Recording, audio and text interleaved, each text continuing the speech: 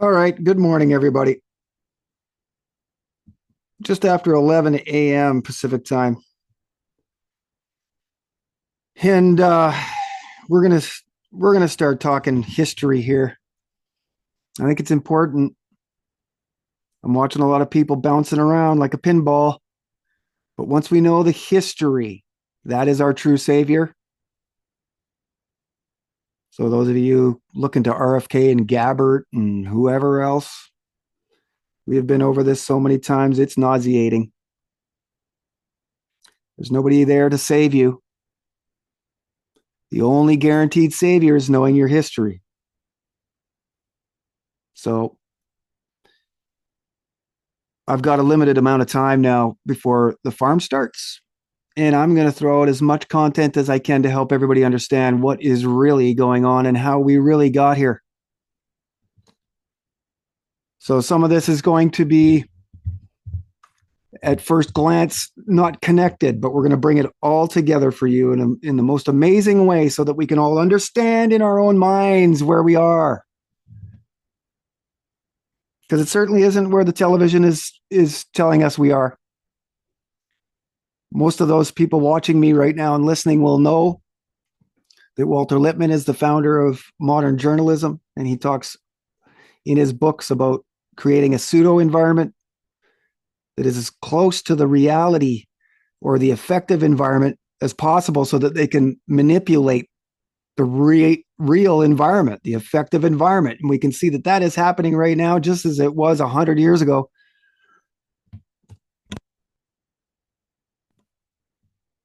And the reason is progressivism.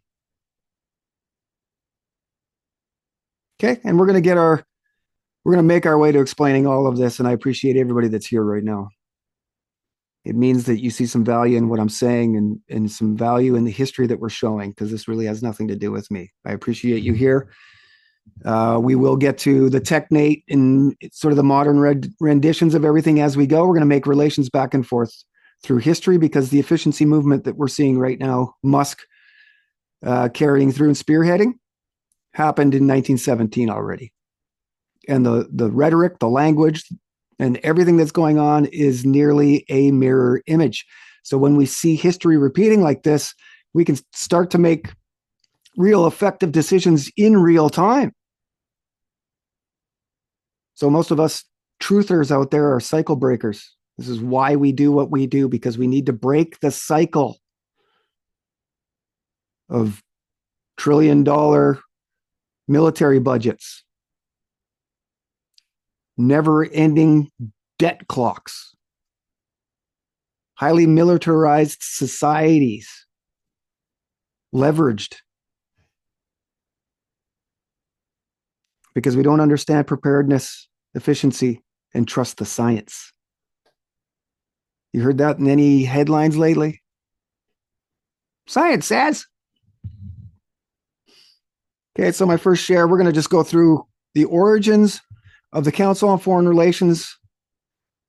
And in particular, we're going to follow the life of one guy, Isaiah Bowman. He is the chief territorial specialist. He's running the inquiry, okay, at the Paris Peace Conference. In the lead up to the Paris Peace Conference, this picture here, 1919, taken at the Palace of Versailles, I believe the day after the American delegation arrived in Paris. So we can see out front the figureheads, Wilson, Lansing, White, Bliss, and on the far left, House. So it is our argument that even Colonel Edward Mendell House is a front for a deeper organization going on. And the real deep state takeover happened over 100 years ago with scholarly experts from Ivy League universities. This is why this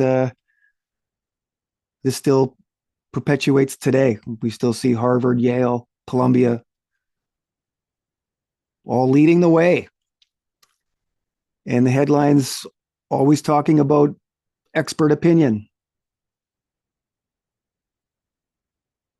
and military preparedness. You know, the U.S. foreign policy was designed at this same time as Israel was. and the Federal Reserve and everything else that we've been struggling to identify and to point out and to make public to everybody. There's a large segment of our population still immersed in that pseudo environment, still in Plato's cave, still chained to the wall, still looking at the shadows, thinking that's reality.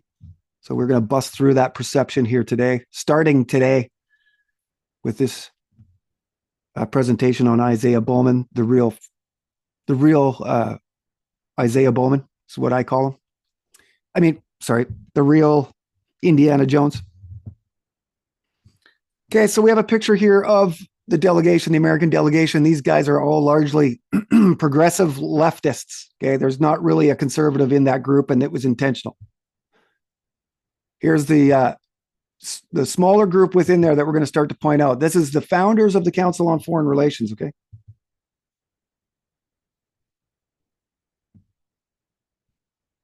You can see superimposed, I've done here over a map with the races of Europe. So you can see that this is really what they're trying to do. They're trying to figure out the demographics of primarily Central Europe. This is the most contentious area still to this day. Okay.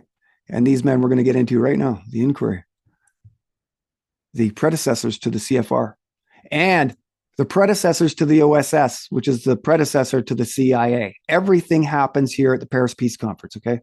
Whether you want to talk Jesuits, the Fabians, American progressives, socialists, communists, whoever you want to talk about, 300 families, 13 families, the hidden families, the Vatican, they all coalesce here at the Paris Peace Conference, much like in Godfather movie, okay?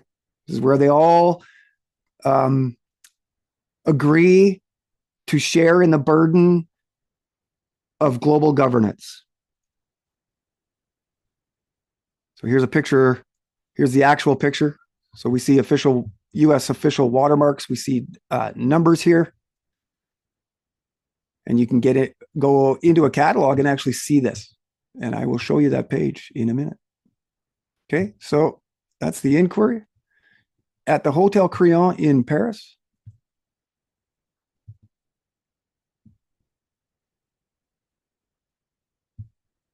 And here's the same picture with their backgrounds and the reason why they're in Paris, okay?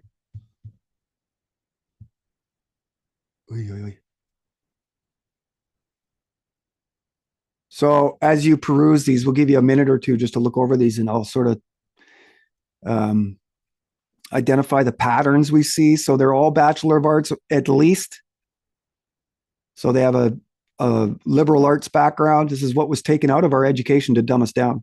These guys are all very, very deeply knowledgeable in the liberal arts. They can paint pictures like masters. Okay, so on the top far left, William Lynn Westerman.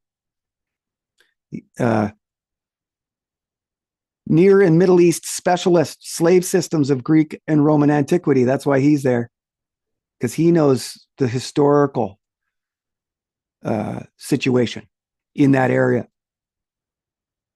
Professor of Columbia history, professor of ancient history. Okay, this is one of the other patterns. Stanley Cool Hornbeck beside him there to the right, Master of Arts, Bachelor of Arts, Rhodes Scholar. It's another commonality here. Political science and social sciences. These men are all exclusive political and social scientists. This is the strange experiment that James Shotwell wrote about in his recording of the Paris Peace Conference. James T. Shotwell, bottom left, sitting. So next to Stanley Cool Hornbeck, William Edward Lunt, Cornell, Harvard PhD, English, something. History, he taught at Haverford Liberal Arts College, professor medieval history. William Curtis Farabee, he dies in South America, doing much the same thing that Isaiah Bowman was doing, reconnaissance missions, died of malaria after his third trip. So he's a Bachelor of Arts, Harvard PhD in anthropology, He's really involved in the founding of genetics too, with William Bateson, Gregory Bateson's father. He's one of the real perpetuators of that. He's the president of the American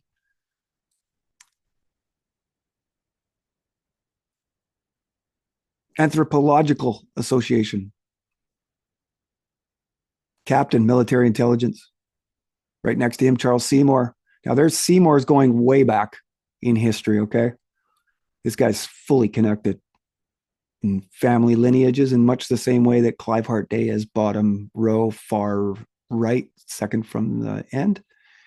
These families are involved at Yale since the beginning. Okay, Charles Seymour ends up being the president of Yale. You can see he's got a double Bachelor of Arts, one at King's College and one at Yale, and then a PhD 1911. He's Skull and Bones, founding father, CFR. Roland Burge Dixon, Harvard, master's degree, 1898 in arts, PhD in 1900, professor anthropology, president American Anthropological Association. Okay, so you start to see this pattern. Columbia University, Douglas Wilson Johnson, professor of geography. He's working closely with Isaiah Bowman and Mark Jefferson, bottom right. These are two famous cartographers, map makers in American history. So Robert Harold Lord, Harvard, magna cum laude, 1906, PhD, 1910. So he's coming out of Harvard the same time Walter Lippmann is. He's an instructor, professor of history. He has a nervous breakdown, actually, and ends up being a priest. Takes off to some faraway place to be a monk. Okay, James T. Shotwell, bottom left row. He's Canadian Quaker. University of Toronto, Bachelor of Arts, Columbia University PhD, Director of Research at Carnegie. So he's directly working with Carnegie Institute. He's working with Elihu Root, Professor of International Relations at Columbia, founding father, CFR. George Louis Beer beside him, Columbia University Bachelor of Arts, Master of Arts, Professor of what? Euro History. He's a student of Herbert Levy Osgood and the Imperial Historians. Look into that. Next to him, Alan Abbott Young. He's a Richard T. Ely disciple, or Eli. Economics, University of Wisconsin, president of the American Statistical Association and the American Economic Association. He's a Harvard professor and taught at the London School of Economics. This is why he's there, because the Fabians are very well represented here as well, as is the Anglo-American establishment. This is all involved in the British delegation. So Sidney Mezes is really, he's the figurehead, the public figurehead. This is who they say is the center, the head of all of this, but he's just the brother-in-law of Colonel House. You can see he's intelligent too. Harvard BA, an MA in 1891, PhD 1893, Chi Phi Society, and he was the president of the New York New York City College, NYCC, CCNY. I think they call it CCNY, City College of New York. Isaiah Bowman is the real leader. He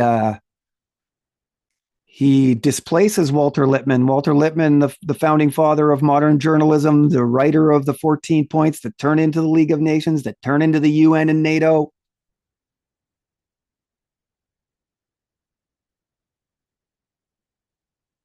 Walter Lippmann. We've got all kinds of provenance and stuff that I'm sure that most of you watching and listening have seen already through a lot of our work. If you haven't, go to the History of Propaganda on YouTube or go to bulletproofpub.com. We've got all kinds of stuff there that gets further into all of this. Harvard Master of Arts, Yale PhD, Yale instructor, president, the American Geographical Society. Now that's key, okay? Him being president of the American Geographical Society, because we're going to get into that right now. He's a founding father of the CFR, as is Walter Lippmann.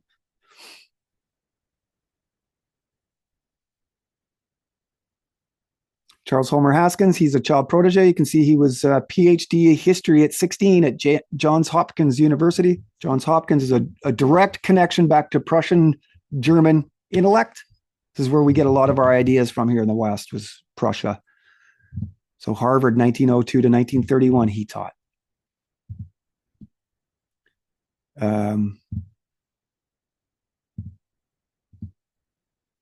European History, University of Wisconsin, American Historical Association president. Okay, so this is the association that establishes the curriculum for history in all of the schools across the nation. And he's on the board and one of the leaders. So when we talk about history being covered up and we don't really know what the real history is, well, we do once we bust through this gate and understand that these guys are the ones that are keeping us from it. So this is how I was able to continue on and find the stuff that we've been able to find that is so pertinent to today. Beside Charles Homer Haskins, we've got Clive Hart Day, a little bit discussed prior to. He comes from a long line. There's a day at Yale for every day up until his life. Bachelor of Arts, 1892, University of Berlin, Professor History of Economics, Berkeley, Professor of Political Economics at Yale, Professor Emeritus. Mark Jefferson, he's the guy that really brings Isaiah Bowman under his wing and teaches him the art of map making cartography. He's Boston University Bachelor, Harvard Bachelor, and a Master's in 1893. And he's the head of Geography, East Michigan University, Ypsilanti, I think it's called today. So it's important that you guys get this down right here. Just even the names and understand that they are from secret societies. Clive Hart Day, also Skull and Bones as well. That they're all social scientists. They're all Bachelor or Master of Arts degree holders. And they're all tools of the trade, okay? These men have been identified early in their academic careers as good regurgitators and good Atlanticists, good followers of the Occidental sort of viewpoint. This British American bringing together, the English-speaking races. This is why they're used here. So tools, very important, and maybe the moral of the story here. Okay, now just to show you, this is actual documents. You can see they're called intelligence chiefs. This is why we say that this is the precursor to the OSS, which is a precursor to the CIA. So we've gone a level deeper. So we can check these numbers in an AEF official catalog, and we did just that. Just to show you guys that we're not screwing around and nothing here we're not taking any sort of leaps in logic. Okay, there's all their names. I've just introduced you to all of them. There they are, and their roles. Pause it here and go through some of those because you start to see what their roles were there, even though we're going to show you right now in a nice schematic. Yeah, there's the Hotel Crillon today. You can see I did my provenance here just to verify that is actually where this is taken. I found the actual footprint of exactly where they were. Okay.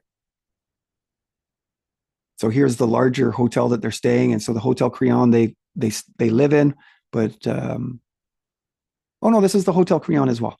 So this is the exterior view of the Hotel Crillon. And here's another official photograph, one that you would see if you did a quick engine search into the Inquiry, founders of the Council on Foreign Relations. There's a couple key guys here that you didn't see already. These two right here. These are key guys in the creation of the international system. These are experts in international law. On the left, we have James Brown Scott. He's working directly for Elihu Root, the Carnegie Endowment for World Peace. He is one of the major movers and shakers here because of his knowledge of the international system and international law that they are imposing here. This is really what this is about. The first 4 years of Woodrow Wilson's administration, 1912 to 1916, was really about establishing America as a node or the central node to an international model. This is really why the Paris Peace Conference was created. I mean, the Vatican calls to all the belligerents, we got to stop this material force of arms killing each other with bombs and guns. And so it's this dialectic that is brought up. And the answer The solution is internationalism, globalism. We're going to be diplomatic before we're going to blow each other up. And you know what? Reasonable. Hard to argue. But we've got over 100 years now of a track record to see. And what is going on right now in Central Europe, right? The very place that these men drew maps for the first time to start establishing nation states. So David Hunter Miller, I don't know, he's probably like 6'7" or something. He's huge, man. But he's another key guy. He has his own private law office in New York, but he's called to service here because of his background in international law.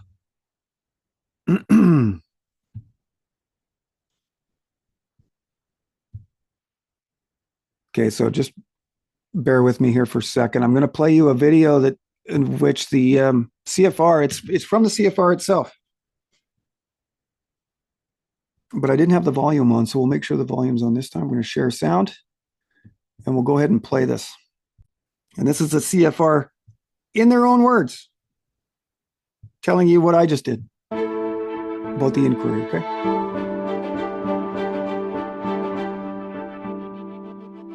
For 100 years, the Council on Foreign Relations has been helping America play a vital part on the world stage. The Council has served as an invaluable resource for its members, policymakers, and the public by publishing bold new ideas, providing research and a forum for debate, and proposing policies. CFR has helped navigate the challenges of a changing world ever since it was born out of the ashes of a global conflict. Faced with the new horrors of total war, President Woodrow Wilson tasked 150 of the brightest minds with crafting a path to lasting peace. Known as the Inquiry, this project helps guide his vision for the post-war order. That was irresolute. Wedded and devoted to the idea of international justice. Walter Lippmann working directly for that guy. Members of the Inquiry set sail with President Wilson to work the sidelines of the Versailles Peace Conference. The treaty signed, European powers agree to Wilson's idea of a League of Nations. But in the end, the Senate rejects it. Undeterred, members of the Inquiry vow to continue encouraging American participation in world affairs. Back in New York, they form the Council on Foreign Relations. While comprised Isaiah at the time Bowman, mostly of white left. Northeastern men, the Council's mission has endured through a century, even as the organization, the country, and the world all changed. It aspires to be a continuous conference on international questions affecting the United States by bringing together experts on statecraft, finance, industry, education, and science. The Council's first high-profile event brings the former French Prime Minister to tour the country and to speak. But for the most part, early members focused on behind-the-scenes influence. The Council also launched a quarterly publication titled Foreign Affairs to produce analysis on important global issues. It quickly became the most influential journal on international relations in America, and soon the world, making its way to the desks of leaders like Vladimir Lenin. A young writer named Hamilton Fish Armstrong is recruited to... Okay, so we'll go that far. But you can see that they're admitting that they focused on behind the scenes negotiating. And so Hamilton Fish Armstrong, the reason why I stop it here is because, he's one of the first Council on Foreign Relations members, along with Walter Lippmann. But Walter Lippmann actually steals his wife. They have an affair.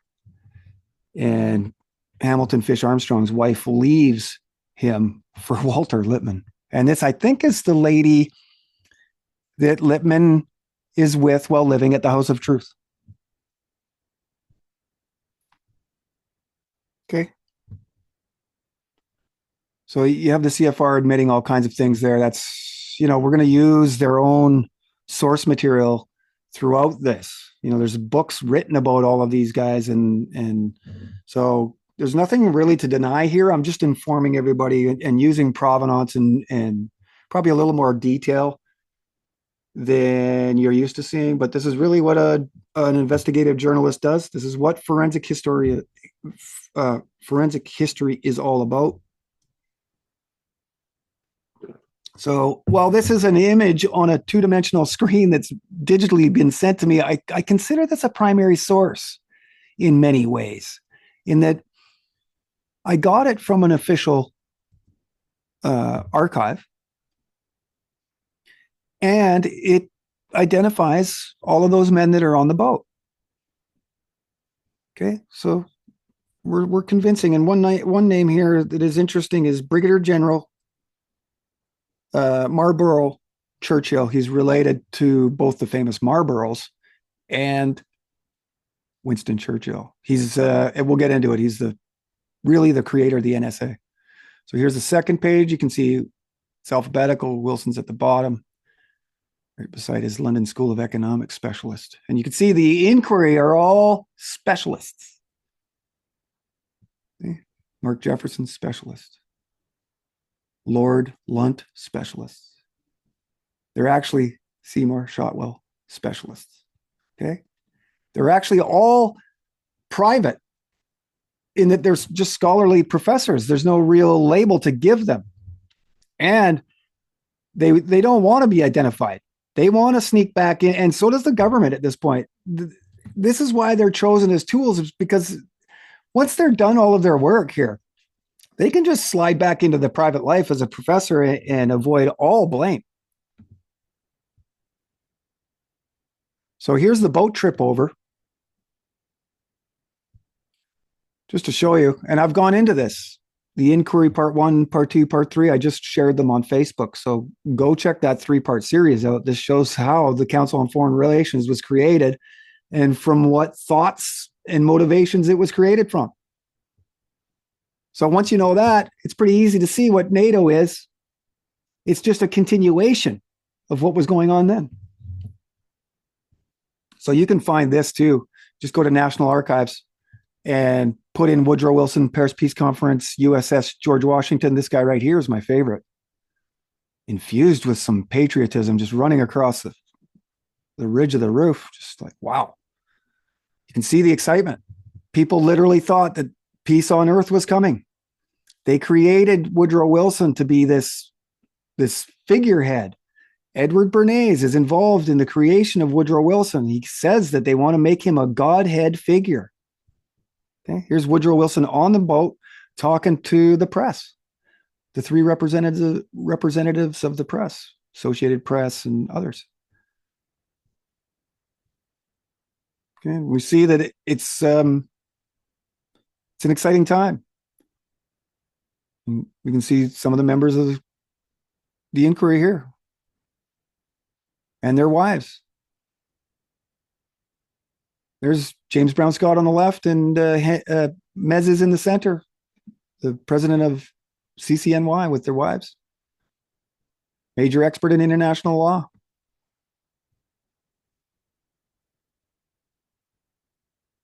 There's George Louis Beer with the pipe. Sidney Mezes, Lord, having a good time. They're on their way to Paris. There's Skull and Bones. Charles Seymour having a cigarette in the middle. William Westerman on the right and Cool Hornbeck on the left. These are all inquiry members. They're all in this group photo that we're going to show you right here. There they are.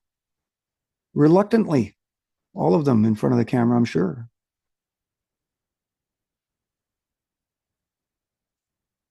Okay, Secret Service. We've gone through the paperwork of all of this. We know exactly who most of these people are. Okay, so it's just showing you the trip over. There he is talking. Here's his physician. He's also Phi Beta Kappa. Phi Beta Kappa. Just to show you, that's what's going on. So there's our opening picture. Now what I want to show you here, I've got some serious provenance. Now this I would consider a primary source too.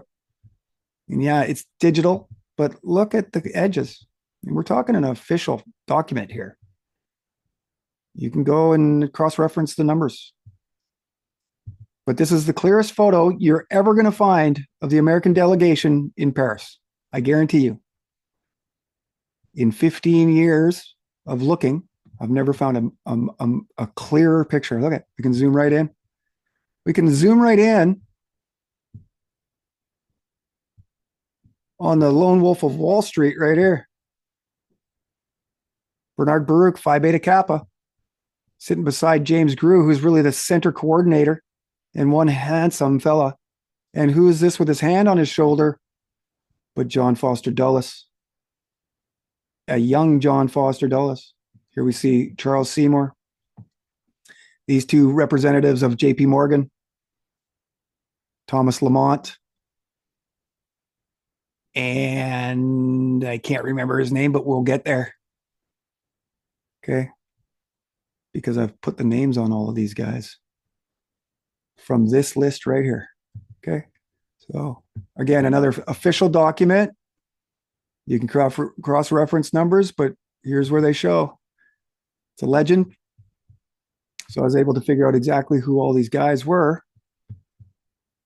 Did I not put a name tag? Okay, we're going to get to the name tag, I hope. But there they are. You can see Joseph Grew here, right beside John Foster Dulles. Norman Davis is the guy I couldn't remember. Okay, these are J.P. Morgan representatives. And you can see several inquiry members involved here as well. Okay. So let's just go back here for a sec. Show you Alan Dulles. John Foster's brother is hanging out here too, right here. Okay. That is a super young Alan Dulles. James T. Shotwell. Ray Stannard Baker. He's officially the Woodrow Wilson biographer.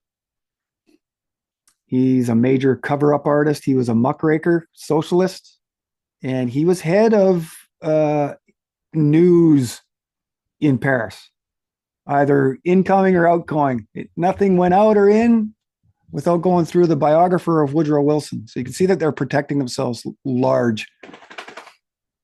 So Alan Dulles, we see Clive Day, we see Lord Seymour,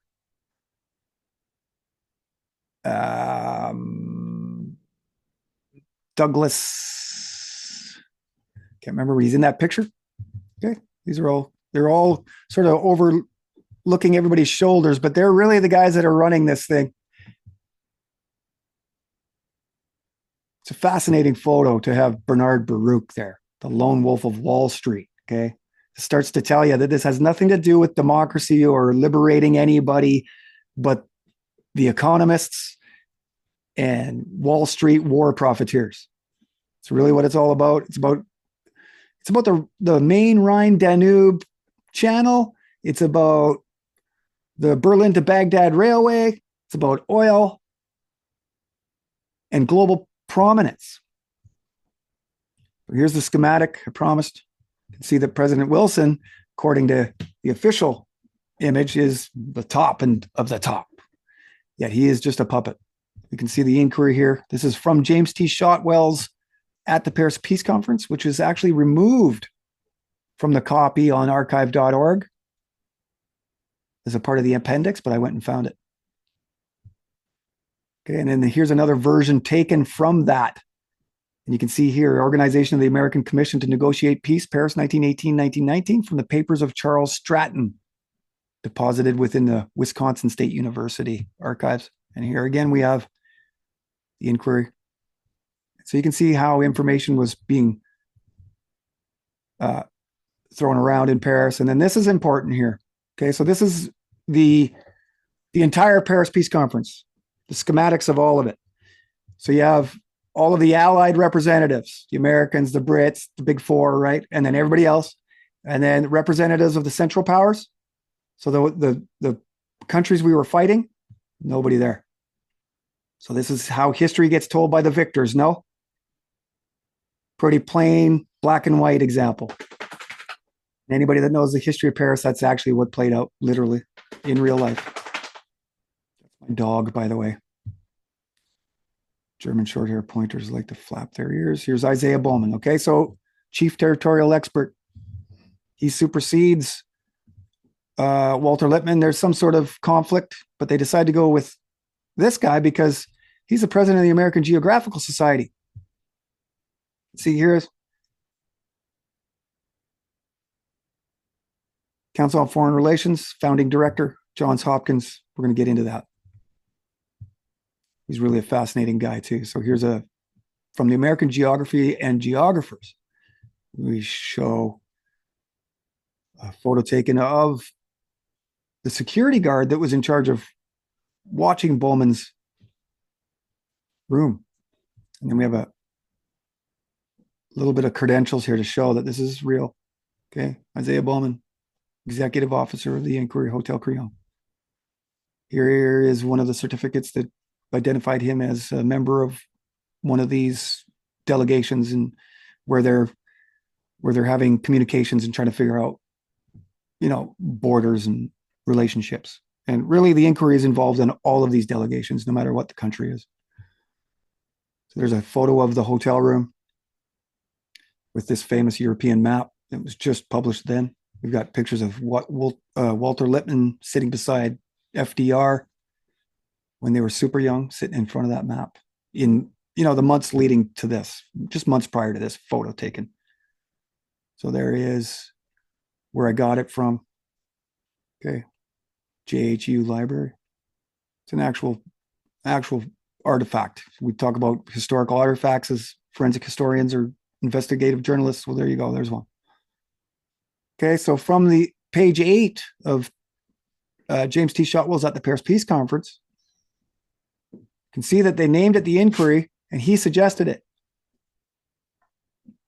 because they didn't want everybody to know exactly what they were doing at these times. It was very secretive. 1917, right? They were already preparing for the end of the war in 1917, and America was just getting into war. So they didn't want everybody to know that they were already planning for the end and what was going to happen.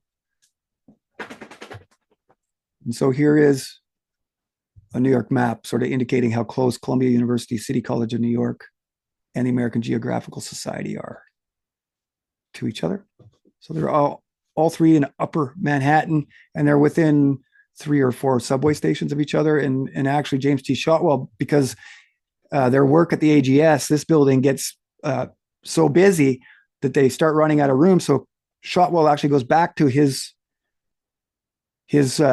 office at the Columbia University to continue his work. Now, this is the building at 3755 North Broadway in New York.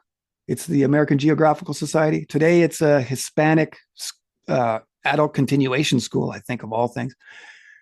But you can see that this continuation of progress across the top, okay?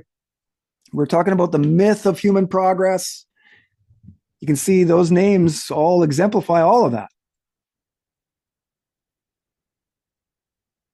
Remember this courtyard? I'm going to refer back to it in a bit. So neoclassical architecture, it's really just an ode back to the Parthenon. You can see that there's different variations and details involved, but it's still neoclassical.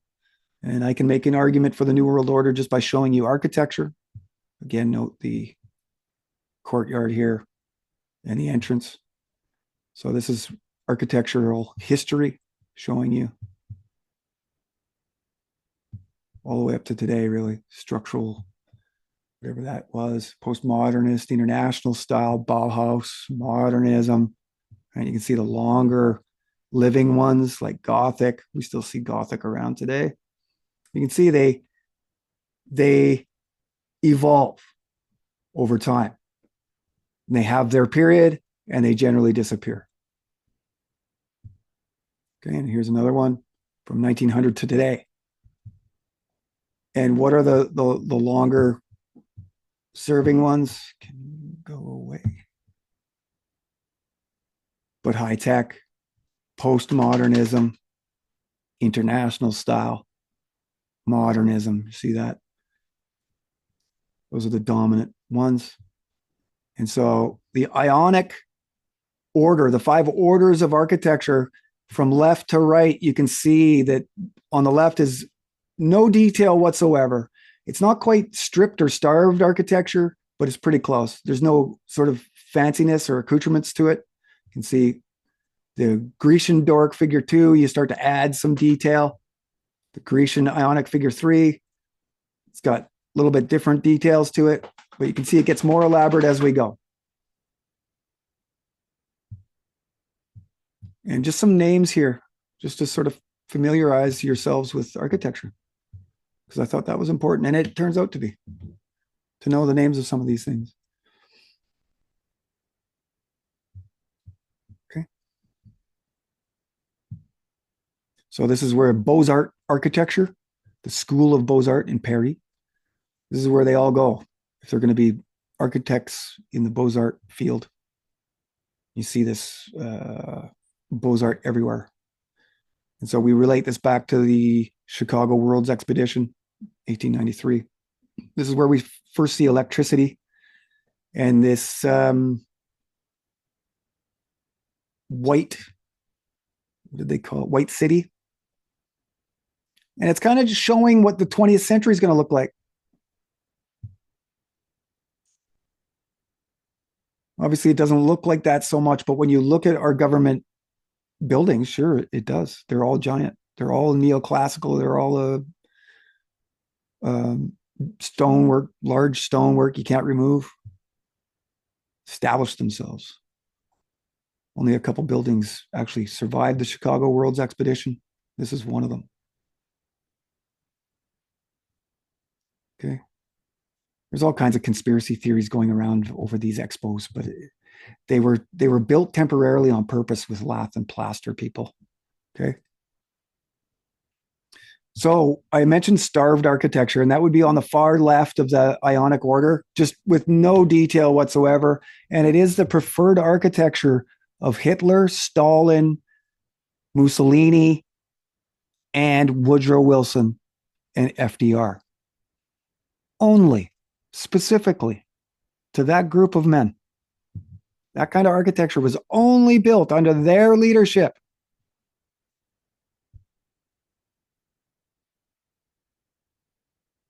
Another image. Here's the famous swastika that gets blown up that we've seen 1,000 times in our life. And here is restrained neoclassical as part of the University of Rome, built by Mussolini. So no real character, just it really looks like you're a close-up image of a motherboard. Federal Reserve Building. Federal Reserve created by Louis Brandeis. The Eccles Building, look at starved architecture. So totalitarian rule or authoritarian rule. Here's the Patrick Henry Building, Richmond, Virginia. This is the law office, the judicial department. Here's the State Department in the United States. And when you look at the State Department in Israel, it looks very identical. Okay, Rep. Hey, enough with the ear flaps. So Mussolini and America have a love affair. This is very evident. If you start looking through all of the architecture, you start to see these fasces. If nobody's ever seen a fasces, this is it, this cross here. There's two fasces crossed over, and it's a group of sticks bundled together, meaning we're stronger in numbers than we are individually, and then an axe on top. Generally an axe it is, but that looks more like a spear point. But you see these all over. That's a logo, an American logo, just like this. Here, you see the fasces. United States Senate with this red hat, which is interesting. We see fasces under the arms of Abraham Lincoln at his memorial. We see fasces under the statue of George Washington. We see fasces at the Gettysburg Address Memorial. Now, Lincoln is key, right? So shout out to Nicodemus. We've been doing a lot of work there on Lincoln and figured out a lot of things, but it turns out that, you know, this myth of human progress flows through Lincoln too. So internet search Gilpin's Cosmopolitan Railway. And we see that there's a direct connection between what Trump is doing right now and Lincoln back then. So this really has very little to do with Trump. They are just your latest puppets being steered in whatever direction, because they are tools of the trade as well. Trump, Musk, they're tools of the trade. They are being used to bring about the tech native America. And for those of you that have been watching my work or follow me on Facebook, you know this already because I've been going nuts about it. So here's the sister building to the AGS that we showed you earlier. Here's the AGS over here. So there's a courtyard in between these two. And this is where they keep all the Hispanic architecture, or the Hispanic collection that they've been going around the world collecting. We'll get into that right now. So she's the one that's doing it. She's the wife of Collis Potter Huntington. Anybody know who that is? You want to talk manifest destiny?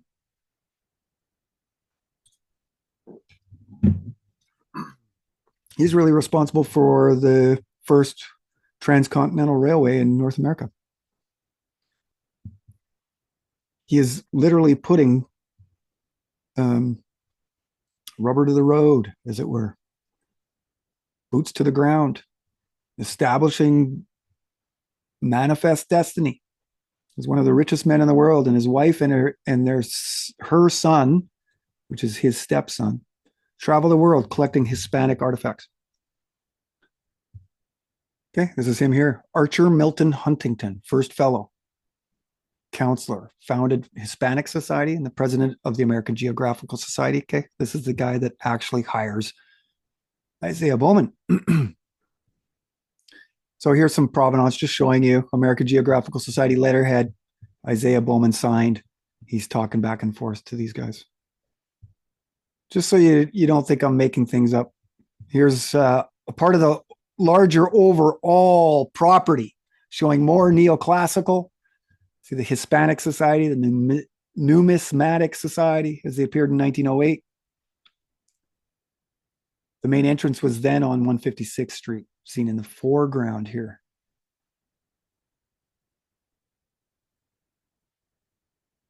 Which would be here, I believe, out in front of this. Another image. It was a art show that was happening there, and it was a well-known place. People came. And so this is inside. You can see their collection. They're collecting all kinds of things: literature, art, jewelry, artifacts. Here's a modern day image.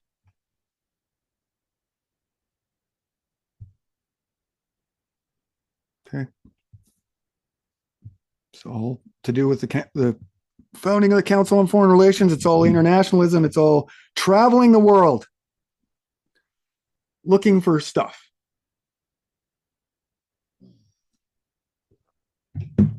And what really establishes the American Geographical Society? Why is it established? First, to go look for the guy that's in the painting on the wall there. John Franklin, Sir John Franklin. Everybody familiar with the Franklin expedition? What were they doing? They were looking for a Northwest Passage, internationalism. They were trying to find Gilpin's Cosmopolitan Railway. We're in the same vein anyways, right? They're trying to find a way through the Northwest Passage because it's going to be far less costly to transport goods in their international model. So here they are. This is a famous painting of them trying to establish where they want to go to look for Sir John Franklin and his missing expedition. And you can see that they're using an azimuthal map here. And he's basically pointing at the shadow goes to almost directly, if that is Canada, which I believe it is, to where they found them. And they were missing for 150 years, people. They just found these guys like 10 years ago. Okay. This is why the AGS was created. American Geographical Society, to go find these guys that were lost in the ice.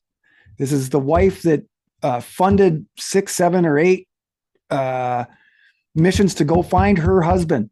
She wanted her husband back. She put out rewards. She even went to outstack the most northwestern point on Europe to pray for him. Here it is here. She probably came out to here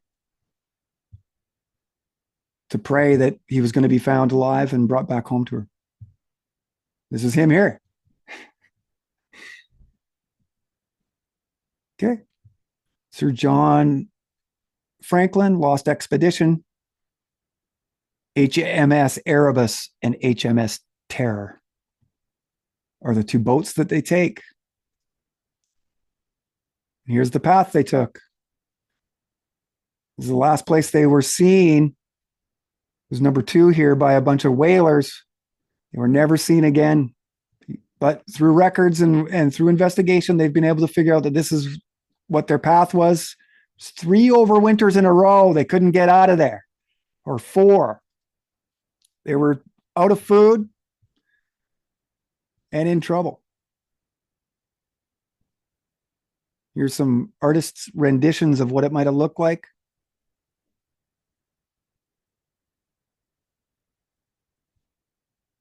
Okay, and these guys were fully prepared to spend several winters. This is where they invent canned food. So they can bring a bunch of canned food along with them. The only problem was that canned food back then was lined with lead. And so they would heat up these cans of food and ingest lead directly into their bodies. And so this is what investigators believe was the reason for a bunch of weird decisions that they made that ultimately cost them their lives. It's another artist rendition. This is all manifest destiny, people. The myth of human progress. It all connects to Trump today. Here's another artist rendition of what it might have looked like at the very end. They tried to drag this boat. They were looking for water. This was the last desperate act to survive. And they were found by the Inuit. The Inuit found them, and word got back to the British royalty that there was some white men in a boat found, and so they sent out search crews. Sure as shit, they found them with a bunch of weird stuff in there that they couldn't figure out why they brought it, but they attribute it to lead poisoning, just faulty thinking, I suppose. So they came across the first 4. They were buried in shallow graves.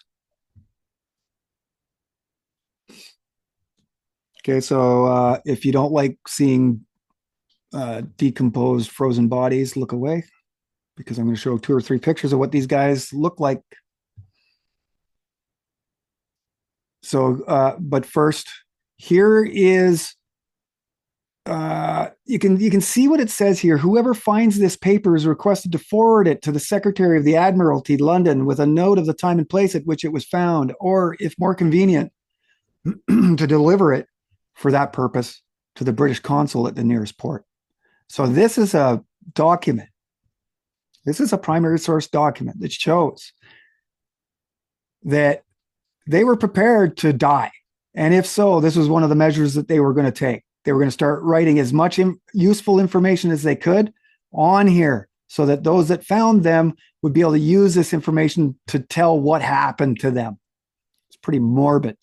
But this is the mindset of imperialism, this expansion.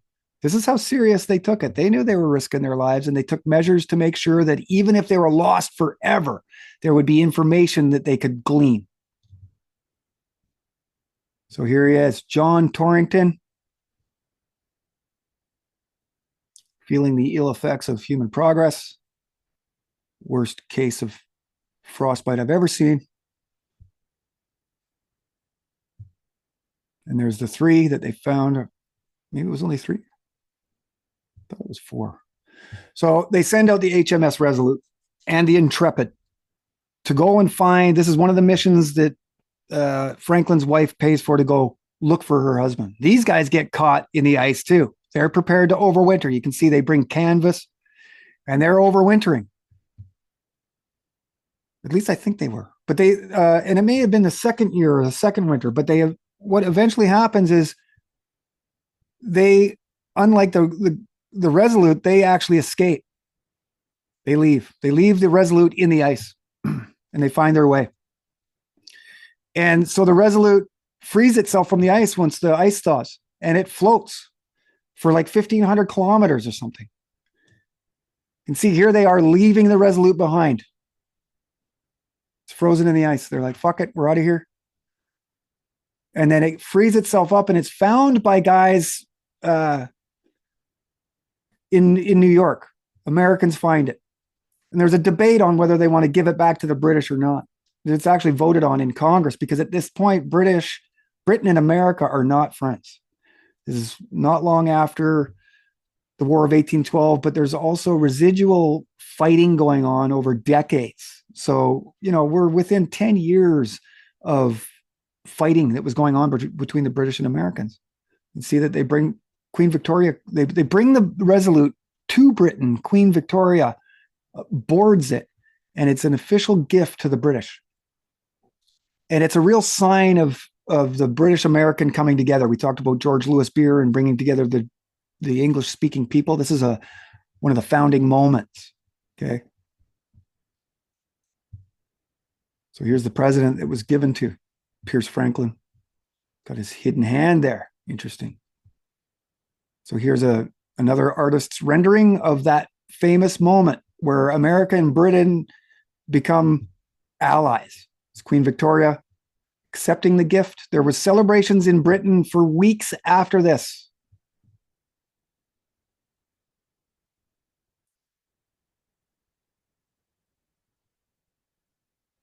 So the Queen accepts the gift. It goes back into service for quite a while. But when they finally decide to decommission the HMS Resolute, they tear it apart for the lumber and the timber. And the Queen asks that the best timber be used to make a desk. And they call it the Resolute desk. And they gave that Resolute desk to the American president. At the time, I think it was Harrison. Could have been, no, it was Hayes, Rutherford Hayes. No relation, at least that I know. But they have originally called it the Hayes desk. Okay, and this is a picture of the Hayes desk or the Resolute desk in the Oval Office under the leadership of William Blythe III. Anybody know who William Blythe III is? Bill Clinton. Okay, here's an old image of it. Eisenhower used it for TV and radio, and most likely he was using it for the military-industrial complex speech. And here's JFK using it in a presidential address. Bonus points to those who can identify what that is above the entrance door. To the Oval Office, I remind you. Okay, those, if you still don't know what the Resolute desk is, you should by now. John. Look at little John playing in the Resolute desk, okay? Now, this is the famous shot of John peeking through this little door. You know why this if you look back on the original photos of the Resolute, there's no door there. This is what they call a partner desk. It's like a banking desk, so two partners can face each other and do work that's related and pass it back and forth. There's no door on the original, but there it is. Why? They put that in when FDR was president to hide his cripple legs. So there's another image. William Blythe III's Oval Office with his little cat. Kennedy, Carter, Reagan, Clinton, Bush II, Obama, Trump. They all use the Resolute. And there's a direct lineage of human progress going all the way back that connects through this kind of symbology and much more in the Oval Office, by the way. Okay, so this is all told through the book, The Anglo-American Establishment by Kara Quigley. I think I have that on the shelf here somewhere. Right here. Okay. Now, this book is a gatekeeper in a lot of ways. Carol Quigley was the professor of history at Georgetown and actually taught William Blythe III. There's a famous photo of William Blythe III shaking hands with JFK. That's it, during his time studying under Carol Quigley at Georgetown. Now, Quigley points to Colonel House as being the secretive guy in the shadows, but it's really a cover for Louis Brandeis. and the American progressives. Okay. So on to Bowman finally. Now that we've got a little background of what the AGS is, why it was instituted, who the inquiry are, who's this organization that Bowman is heading. So we're going to get into the why Bowman. This is a photo taken in 1907 or 1909. He's in South America doing major recon on the behest of Yale University, Harvard, National Geographic, the American Geographical Society, Eastman Kodak. Okay. So we've seen him up until now in a suit and tie and looking right professional. Here he is in his canvas and leathers on donkey back. Okay. There's another photo of him. Here is a image of him in the field, 1913, between April and October. They were going down during the dry season, of course. You can see he's ready to go. And so he's got a partner with him, and then they've got a team, and we're going to show you. And what are they down there for? What are they being funded by Yale and Harvard for? Same stuff. This is really what Yale and Harvard are all about. They were in North America long before America, right? Harvard 1636, Yale 1701, Columbia 1754, William and Mary 1693, I believe. I have to double check those, but the point stands that those major universities were here long before America itself.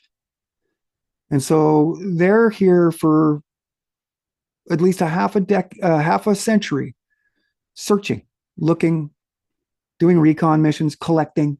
This is what universities are all about.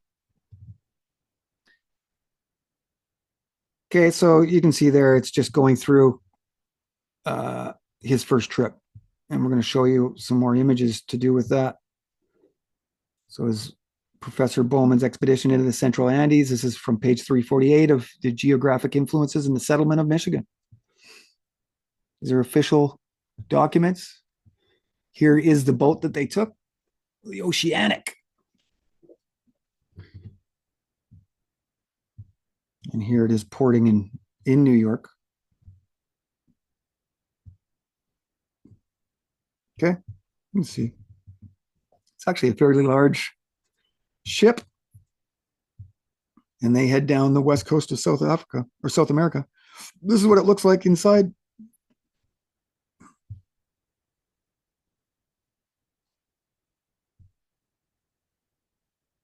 Very gilded. It's a smoking room. This is the doors to the smoking room. A little study room, mail room. And then here's the paths of the 3 expeditions that Bowman takes. First one in 1907 in red. Shows that they landed in Molendo and went up into the area of Cusco and Machu Picchu, but didn't find anything, I don't think then. No, it wasn't until their second one, 1911, the green one. You can see they go a little further and they find Machu Picchu. They go down the river, and we'll show you pictures of that. And then his final expedition in blue in 1913, of which we showed the pictures of him standing there. You can see that it was kind of comprehensive. They were trying to gather information on as many places as they could, knowing that that was going to be the last time he was going to be coming down. Okay, and then he wrote his dissertation on it. This is how he got his doctoral degree. Nice little owl there. Okay, 1916. And here's the Urubamba Valley between Rosalina and Pongo de Manique. Okay, and they traversed this whole river all the way down. Because they had rumors. There was rumors of ancient civilizations down here. Okay, and here's the area that they really focused on right in here. Lake Titicaca, Cusco, Machu Picchu, the Aztecs, or the Incas. So here's a picture of that same place. And I think this is the story of it, the Sacred Valley of the Incas. Okay. So here's an actual picture from that expedition, 1911, of them at the top of the Urubamba Valley, the river, about to go down. And here's some images of them traversing the river. That's Bowman on the horse or on the mule. You can see what they were dealing with. Here's how they would get around. They would hire local people. I don't know what they were giving them, but probably just basic kind of stuff. That's Bowman in the boat being taken to certain areas. They relied on the locals to get them to certain places. There's a color photograph, more modern image. And so here's another famous picture. This is Isaiah Bowman on the left, and then who we all attribute to the found or the rediscovery of Machu Picchu, Hiram Bingham. He's like a triple master of artists. I don't think I've ever seen anybody with triple master of arts, but I think Hiram Bingham is. So they get to Rosa Espada, and they figure that this is the last stand of the Incas. And then they discover Machu Picchu. And it didn't look like this when they found it. But they cleared out the brush, debris, and now it's one of the biggest tourist traps in the world. And this is one of their ancient timepieces called the hitching post of the sun. So they'd be able to tell time, what time of day it was. Then they have some real exact stonework here that still function today. So they're standing there trying to figure out who this civilization was. And still to this day, they confound us, don't they? So it was all published in a National Geographic article, which they took all these pictures.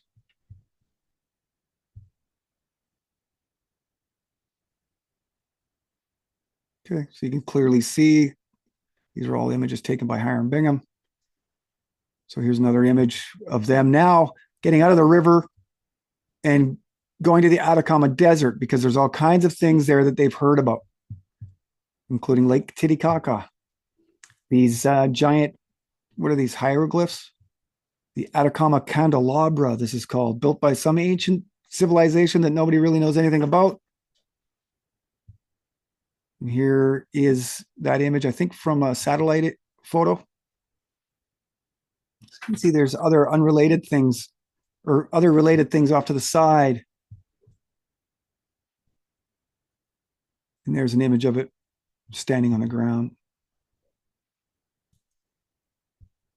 Okay. And this is another official photograph from that expedition. What is this?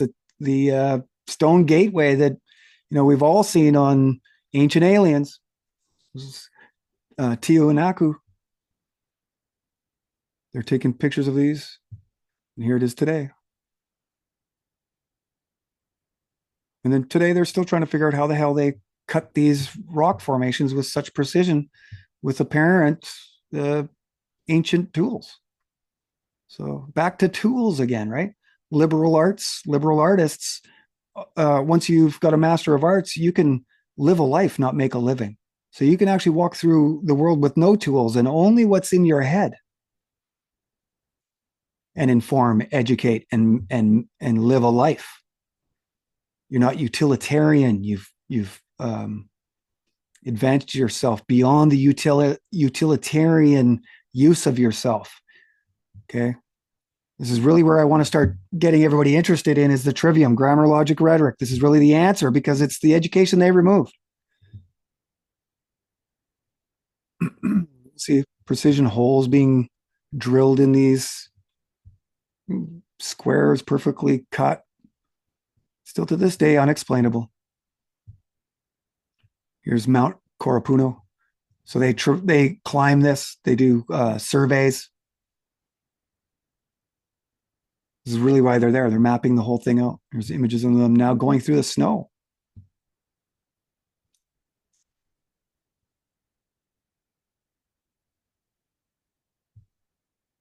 Okay, so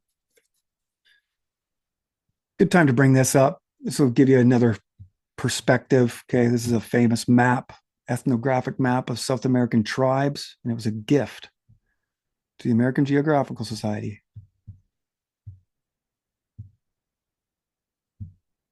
From Standard Oil, 1963. So, what would a company like Standard Oil be so interested in all the different tribes and dialects that are being spoken in South America, do you think? And we can see official 250C, C 1924. So this map was actually done in 1924. This is really sort of the burgeoning moments of aircraft. And so what they were doing, because they're down here looking for rubber and natural resources, a lot of rubber, the rubber tree. And so they were actually with some of the first planes flying over these tribes and dropping Molotov cocktails and bombs down into these tribes to kill them so they could get in there and get the rubber trees without being murdered themselves. I kid you not. Now, there could be a whole story here that, you know, anybody that wants to research and investigate that area, I mean, you could make a career on it. And what a fascinating story that would be. So back to tools of the trade, Isaiah Bowman and the boys are running into these guys. They've never seen white people before. This is just over 100 years ago. Okay, so they're still using bow and arrow, spears, sticks. Well, this guy shows up a liberal artist, a master of arts. He doesn't need tools.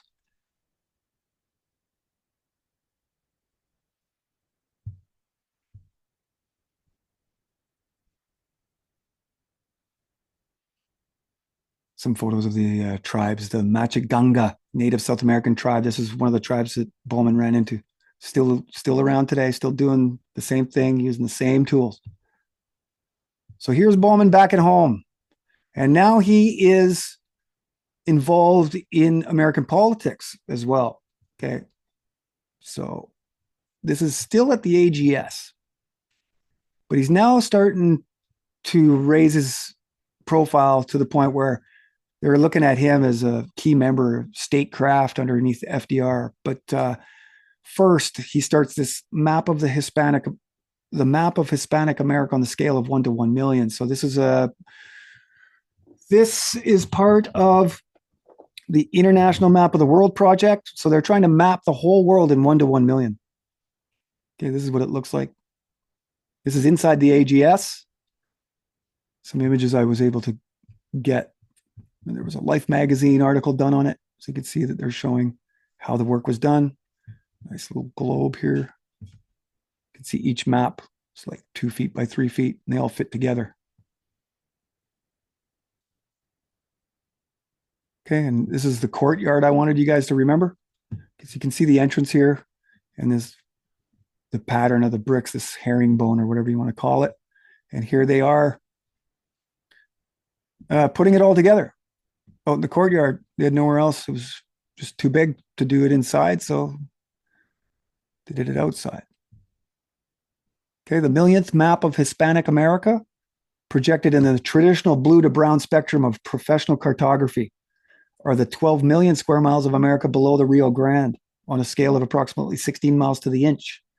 The millionth map of Hispanic America, actually 1/1 millionth the size of the actual continent, is the product of 21 years' work by the American Geographical Society in New York City and is the biggest ever produced by a private institution. For no comparable continuous area of the Earth's surface is there a map of such large scale, accuracy, and beauty. With 5 sheets still in preparation, the map embodies data from government archives, explorers, and pioneering industries. In turn, it has already assumed a crucial role in the political and economic life of the Western Hemisphere, adjusting national boundaries and guiding technological progress into the wilderness. Another image from Life magazine, and I'm going to just feed my dog here. Give me a sec.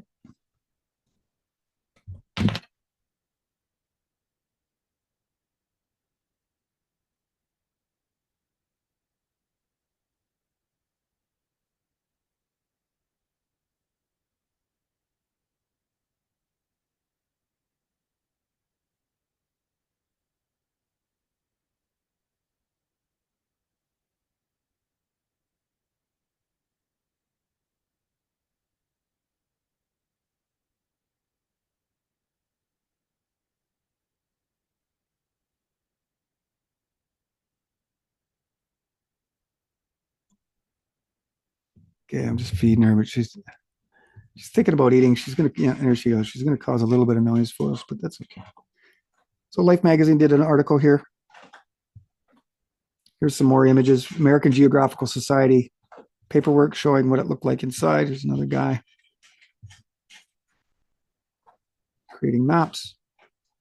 And here is the 1 millionth map of the world, the larger international map of the world project. And this is what it looks like. And you can see that it connects everything below the Rio Grande. So this is Isaiah Bowman's contribution to the international map of the world. That's a massive part of it. So because of his work with the inquiry and at the AGS, it's more really, I consider primary source documents, AGS archives, index to millionth map. This is their index. Okay. Larger picture showing the actual numbers. So you can actually go find all these maps. I've got the one that I really wanted. It was the one that had Machu Picchu in it.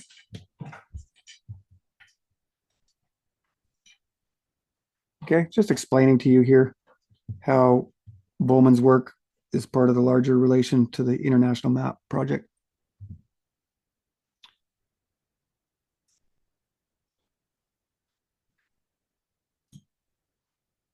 So in 1933, when as a result of the Depression, the MAP fund was seriously depleted and it seemed possible that the project might be greatly delayed, the Rockefeller Foundation came to the rescue promptly and generously. So Bowman writes a book called The New World, Problems in Political Geography. See, director of the American Geographical Society. And what does he want to talk about? Same area. And he's basically saying it's so tumultuous that we're always going to have war there. International problems of extraordinary complexity translated into immediate action on the part of the government executives. In an autocracy, the people are asked to accept unquestioningly the judgments of officials reputed to be wiser than they. In a democracy like ours, we periodically ask the voters to express an opinion and commit the government to a policy. I mean, give me a break. It's exact opposite.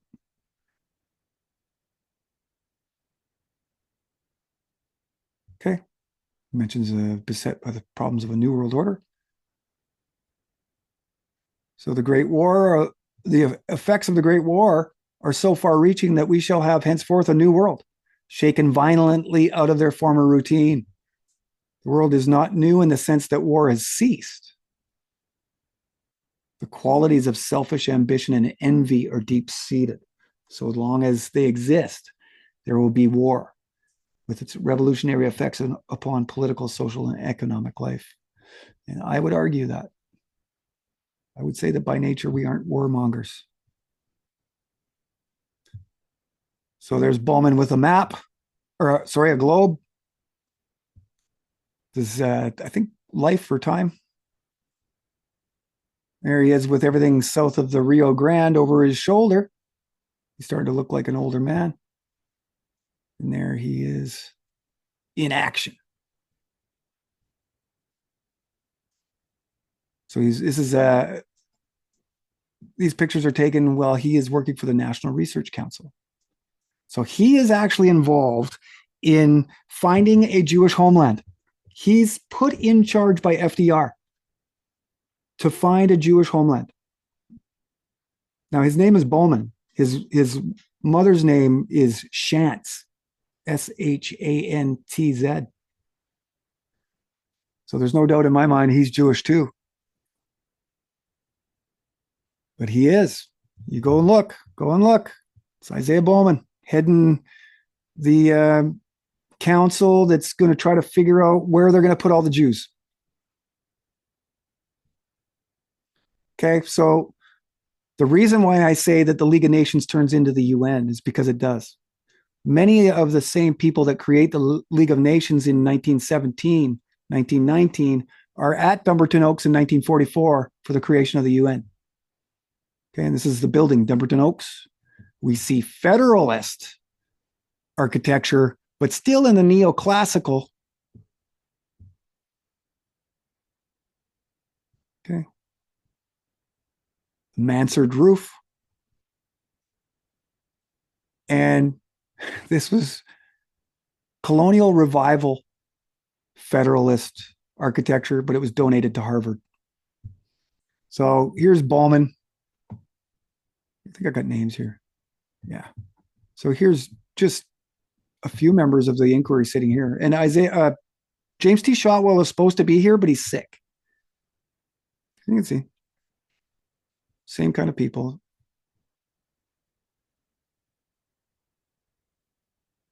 Here's our buddy Joseph Grew that we showed, the handsome man sitting central beside the lone wolf of Wall Street. Here he is again. This guy's an inquiry member secretary. This guy ran the inquiry, as we know now. Looking very much like the second cousin at the end of the line, furthest away from the movers and shakers, especially Grew. And you know you've made it somewhere when you're standing beside Winston Churchill's onesie, no? So we're looking at World War II now. Isaiah Bowman involved in. He starts the War and Peace Studies, Inquiry 2.0. He's working with Alan Dulles and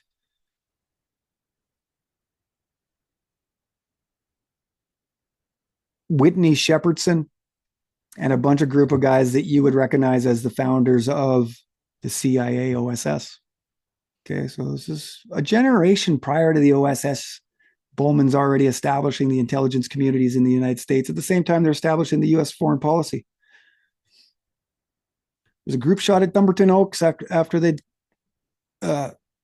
signed or ratified or whatever it was that they were doing, created the UN. Bowman Central. Right behind Stettinius. There's Embrick again. Okay. There's Bowman hanging out with William Taussig. Pretty incriminating photo. You can see they were kind of like rock stars. The girls even wanted to know who they were. So here is the hotel that they stayed at in San Francisco when the UN was signed in. So we got a little bit of Art Deco on this bottom third, but the rest is neoclassical with some accoutrement to it. Okay. It's the Fairmont Hotel in San Francisco. And here we have sister buildings that look very much like the American Geographical Society in San Francisco, the War Memorial and the Opera House, all part of the Civic Center. This is where the UN was created. Here's photos taken of the day, showing the excitement that people had. They thought that world peace was coming, that they weren't going to have to hear about world wars anymore. And we've got to be smarter than them. No, we've got the internet. Can we please be smarter than those people? So here's another building, the Opera House. This is the other half, the birthplace of the UN. There's another image of them back then. Okay. And it shows a larger sort of geometric association, relationships with the larger city, which we normally see with these kinds of things.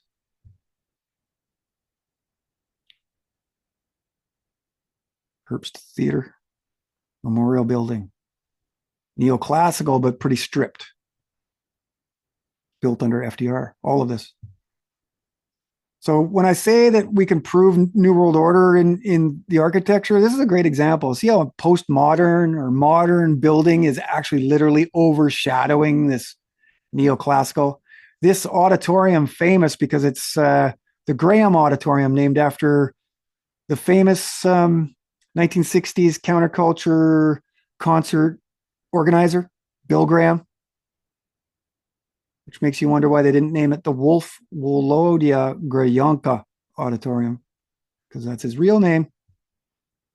So here's some images of inside the UN. A lot of you probably familiar with these. These are the ones that we generally see. Okay, so then in 1935, Bowman becomes the president of JHU. And he's the chairman of the board that runs the Manhattan Project out of there. So now I refer you back to the guy that he had met in the wilderness of the South America with his bow and arrow. Here's Bowman, 20 years removed, helping establish the tool of all tools, the atomic bomb. So here he is. This is the S1 committee members. This is the very burgeoning moments of Manhattan Project, S1. Go look it up. Bowman is the chairman of the Science Advisory Board. There he is on the far left. And then the backgrounds of all of those that he has put into positions here. You can see connections to Colombia, to eugenics, to the War Industries Board, to universities. First, we see Frank B. Jewett, upper right. He's the first president and board of directors of Bell Laboratories. So now we're getting into some more modern stuff that you guys would be familiar with. Social research, Social Science Research Council. His brother founded it. The Galton Institute. Okay, that's eugenics. You see Foundation eugenicist, Robert Andrews Millikan. Some of you may already have recognized that name because he is deeply entrenched in eugenicist thinking. Okay, these are the guys that are creating the atomic bomb from the very beginning. There he is on the cover of Time. Here they are at Bohemian Grove, standing in front of the fireplace. Okay, that's the Manhattan Project at Bohemian Grove.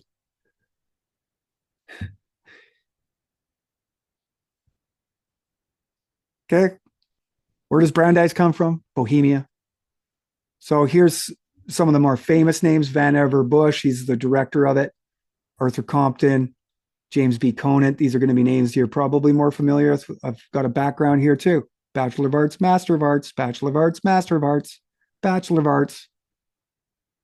Harvard, cum laude. Alfred Lee Loomis on the far right is first cousins to Henry Stimson, who's a founder of the preparedness movement. He's a founding father of progressivism. He's around when they changed it from the War Department to the Department of Defense. Okay, ballistics, spectrometry. Made his fortune from the 29 Wall Street crash.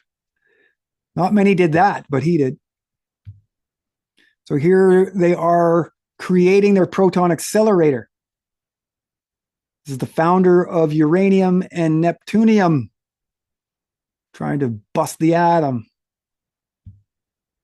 And this guy, key to understand, Merle Tuve, or Merle Tuve.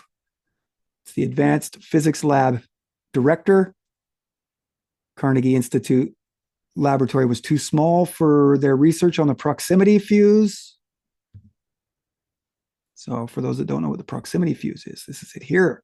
So when a bomb is launched at somebody, just before it reaches ground level, the proximity of the ground, it explodes itself to be more effective killing machine.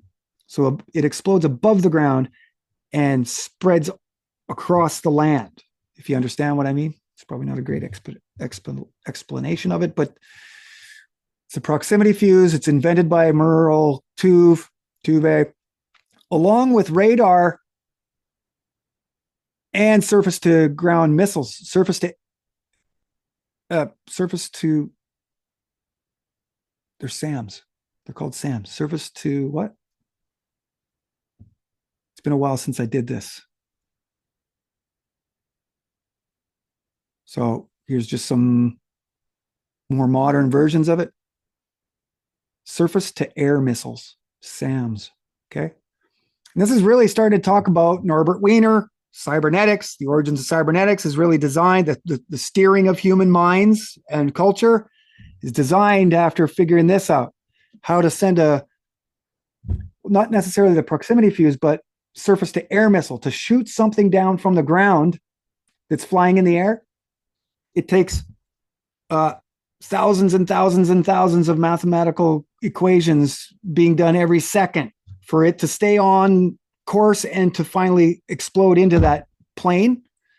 So this ability to feedback loop, to collect information and then use that to steer it. So the missile is maybe going off course, but it looks and then it decides that it has to get back on course and makes the necessary adjustments to bring it back on course. So that process is going on the whole time until it implodes onto that plane. Now, they took that technology, Norbert Wiener did,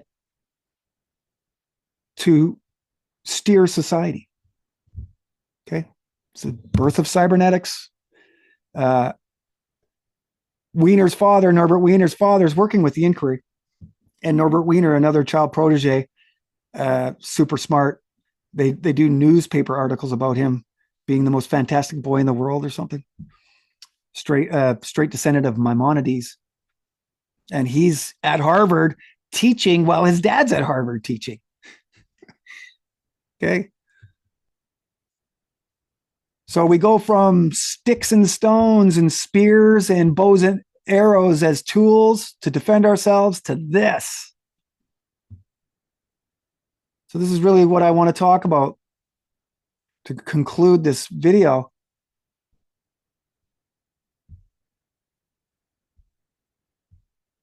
As we bring you right up to Los Alamos and the detonation of the atomic bombs, we want to talk about this tools of the trade thing. This is how we get out of this, people. That education, the grammar, logic, rhetoric, arithmetic, geometry, music, astronomy, those seven liberal arts are key to understanding your setting, understanding yourself, understanding what's going on in this world right now. That's the education or the knowledge that they removed. And now I've shown you that nearly every one of these guys are fully understanding the liberal arts. They're masters of arts. Okay. So this is really what we got to do to fight back. This is one of the first things that I tell people to do. If you want to know how to fight back and what we need to do, you need to go find the Trivium and read at least chapter 1 and 9. Teach it to your children. Your children, if you teach this to your child, you will no longer have to worry about your child ever being taken advantage of while you're not there. I'm telling you. Once you learn the liberal art or the logical fallacies, you'll never be lied to again. So we see here, he's a founding board of director, council on foreign relations, vice president, 1921 to 1950, his death. So the rest of his life. He's the author of the War and Peace Studies, Inquiry 2.0, which I mentioned earlier, 1939 to 1949. The exact same time leading up to the Second World War. You see a total echoing of history, a repeating of history. It's the same people. That's why I say it's all one war, just with a giant intermission in it. So he's working with Alan Dulles, Whitney Shepardson, Norman Davis, Jacob Viner, funded by Rockefeller Foundation in the creation of the CIA.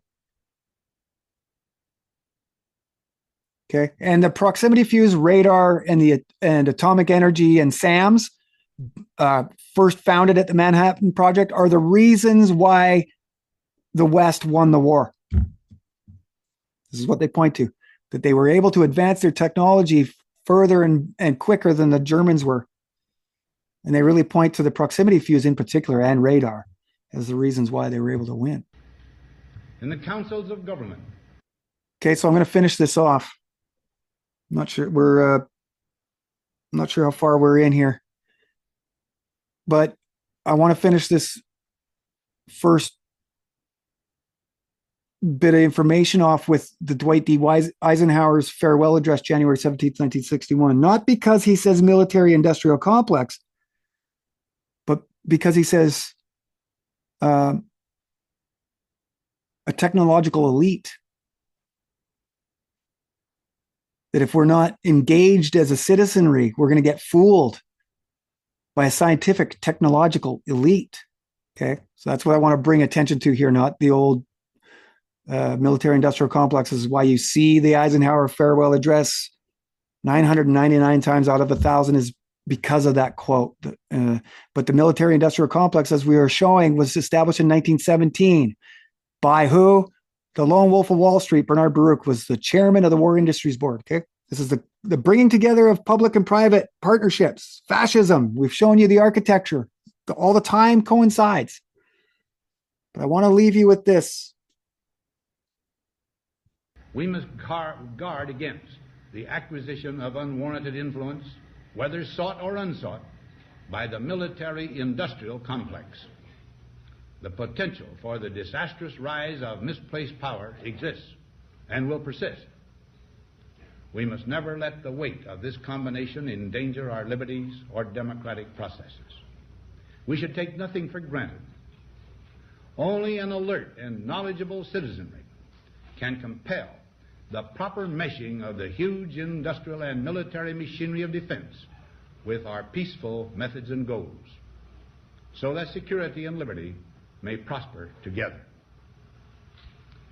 Akin to and largely responsible for the sweeping changes in our industrial military posture has been the technological revolution during recent decades. In this revolution, research has become central. It also becomes more formalized, complex, and costly. A steadily increasing share is conducted for, by, or at the direction of the federal government.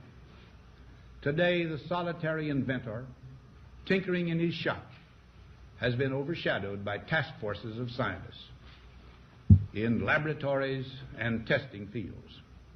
In the same fashion, the free university, historically the fountainhead of free ideas and scientific discovery, has experienced a revolution in the conduct of research. Partly because of the huge costs involved, a government contract becomes virtually a substitute for intellectual curiosity. For every old blackboard, there are now hundreds of new electronic computers. The prospect of domination of the nation's scholars by federal employment, project allocations, and the power of money is ever present and is gravely to be regarded. Yet in holding scientific research and discovery in respect, as we should, we must also be alert to the equal and opposite danger that public policy could itself become the captive of a scientific, technological elite. Okay. So that's really what we're showing, is that, the progressive era is, the three main tenets are preparedness, efficiency, and trust the science, scientific governance. Okay. Now, we can see very clearly now with Musk and this new efficiency movement in the year 2025 now, that they're just repeating all of this same stuff. And we are now almost entirely under the control of the scientific expert or scientific technological elite. There's no doubt about it. We have a lot of people now saying, what the hell is Musk doing in the Oval Office telling Trump what to do? Well, it's because we've lived in a society governed by the scientific expert longer than you've been born, or longer than you've been alive, since before you were born, since before your parents were born. That's the reality. My grandfather was born in 1914. So my grandfather grew up in a world where your vote didn't count either. That's the harsh reality of all of this, is that the scientific expert has taken over. Despite what Eisenhower warned, it's exactly what happened. Eisenhower talks about a military-industrial complex in 1961, 44 years after it was created. So we start to see that anything prior to World War II isn't discussed. It's almost like historiographers believe that history starts with FDR in the 1930s, right after the Great Depression. And that's convenient because everything we struggle under today was founded right before that. So I hope that I've grabbed your attention enough to watch the next one and the next one and the next one, because we are going to just start breaking this all apart. I think what I want to do is redo the Rise of the Expert series. I'm just going to read each one and I'm going to put them out. And I hope that you guys share this stuff because it's critical now. Nobody else is pointing to the tech native America. Nobody's informing you the way that bulletproofpub.com is. You know, our work ages very well.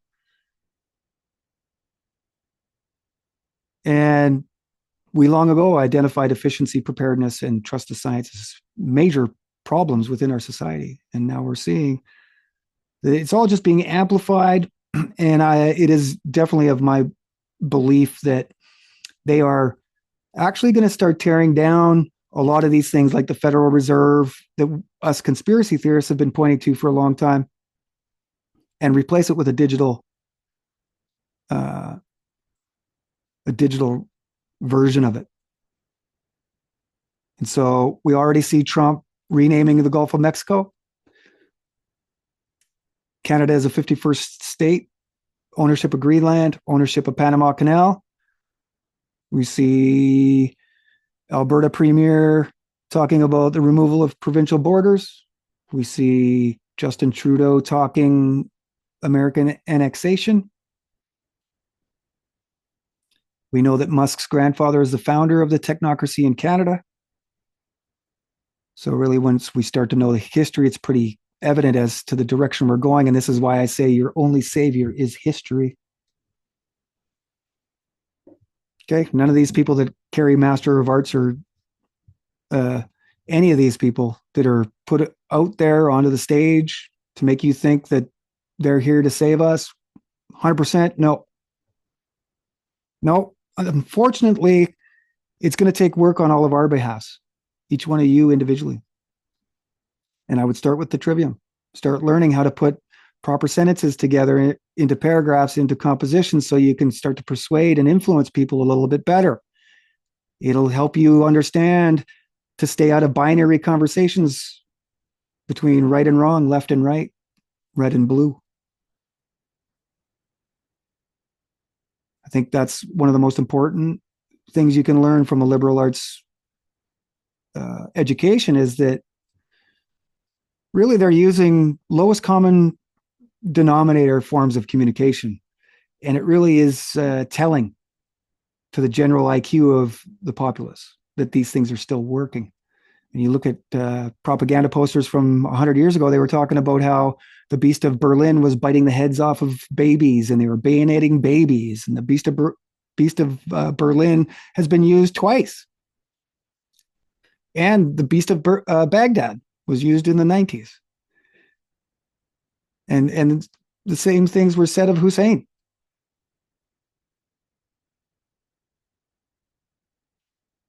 So I'm going to put out a bunch of stuff I feel is relevant. I have a plan, general plan, but I'm going to put out as much of the pertinent information as I can right now that helps you see today. Okay. So hopefully that all went well. We'll talk to you soon.